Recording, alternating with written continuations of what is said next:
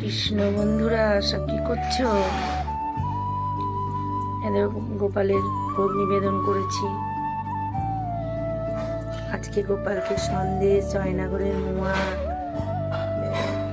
তারপরে ফল আছে, 2 রকমের সন্দেশ আছে, জয়নাগরের মোয়া আছে।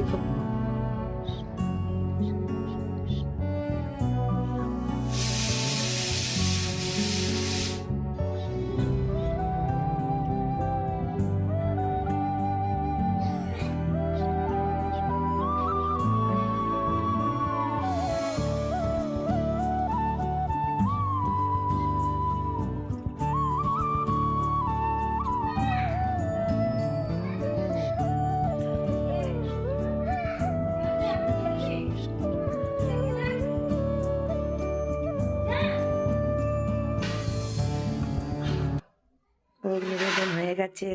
তোমরা যদি প্রসাদ খাবে তাড়াতাড়ি চলে আসো। রাধে রাধে।